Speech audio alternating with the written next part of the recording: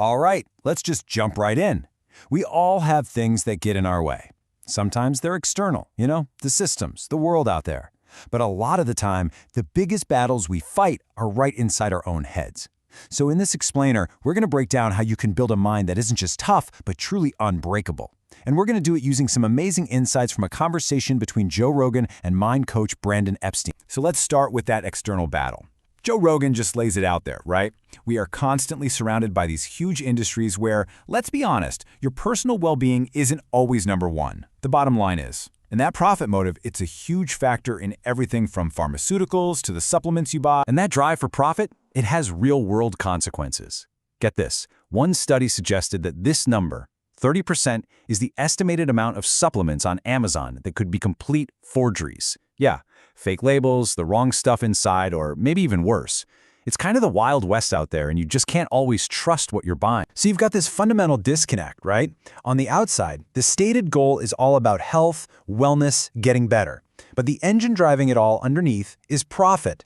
And that can lead to things like sketchy studies, hidden data, and products you just can't rely on. So here you are trying to improve, but you're basically walking through a minefield. But as real as all those outside forces are, they might not even be the main thing holding you back.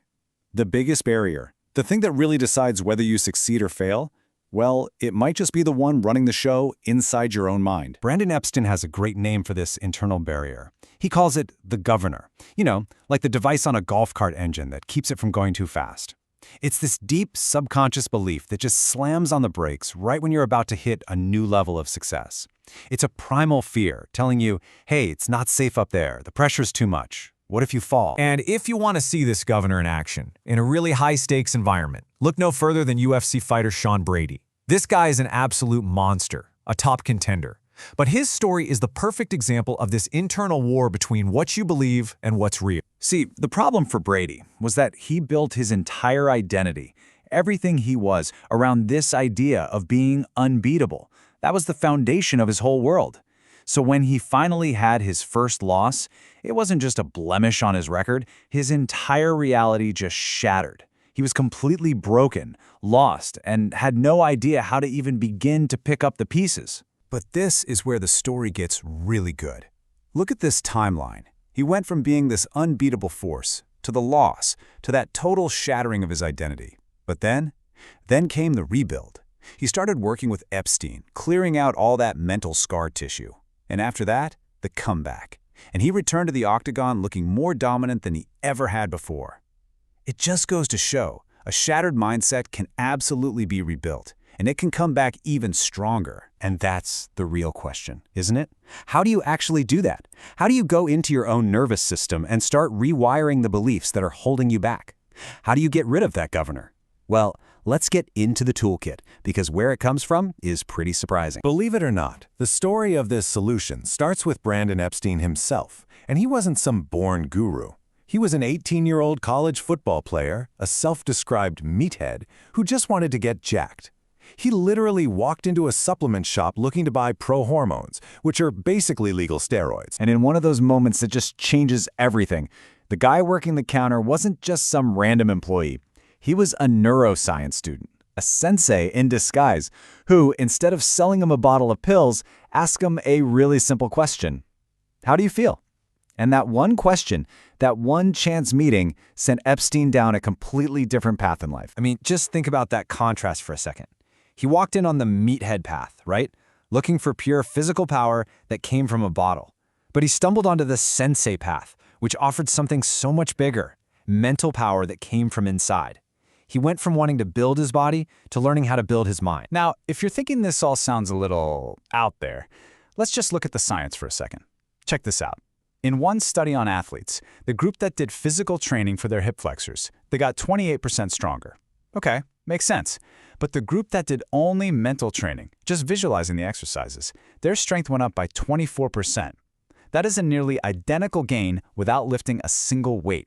It's incredible. So what this proves in black and white is that your mind can literally build your body.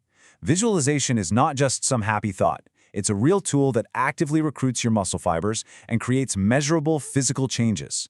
Your thoughts have a direct physiological impact on your body. Okay, so how can you actually apply this? Epstein breaks it down into a really simple 3-step toolkit. Step 1 is just to become aware. He suggests setting an alarm on your phone a few times a day just to check in and ask, how do I feel? Not to analyze it, just to feel it. Then, step 2, you identify what you were focusing on that made you feel that way. And finally, step 3, you work on flipping that belief, on building the mental muscle to create a new, more empowering one. One of the ways to do this is with a tool called NLP, or Neuro-Linguistic Programming. And I know, that sounds super complicated, but Epstein boils it down to something really simple. It's the art of changing your perception to change your reality. Like for a client who was terrified of flying, he had them imagine the worst-case scenario on a movie screen in their mind. Then he had them drain all the color out, shrink the picture down to the size of a postage stamp, and just flick it away, replacing it with a new, positive image. It's a technique for recoding your own emotional responses. Now, this is absolutely crucial. None of this mental work happens in a bubble. You have to take care of the physical machine. Epstein is adamant that exercise is a non-negotiable. You have to think about rigorous physical activity like it's a vital nutrient you have to take. Or like brushing your teeth. You just do it. It's a core part of your mental and emotional hygiene. You've got to wring that anxiety out of your body. So what can you do like right now to get started? Here are the first steps. 1. Find a physical hobby you actually like. Could be pickleball, jiu-jitsu, hiking, whatever. Just get your body moving. 2. Make that regular, rigorous exercise a real part of your life. 3. You have to face what the author Steven Pressfield calls the resistance, that force that tries to stop you from doing anything great. And finally, just start with simple awareness. Ask yourself, how do I feel? That question is the first step to all of this. At the end of the day, it really all comes down to this. We each have a belief system that acts like a filter. It deletes, it distorts, and it generalizes all the information coming at us to fit the story we tell ourselves. If you believe you're not good enough, your mind will hunt for evidence to prove you right. But the most powerful idea here is that that filter, it isn't permanent. You can change it. So the question I want to leave you with is, what if you could consciously change your own filter? What kind of reality would you decide to create?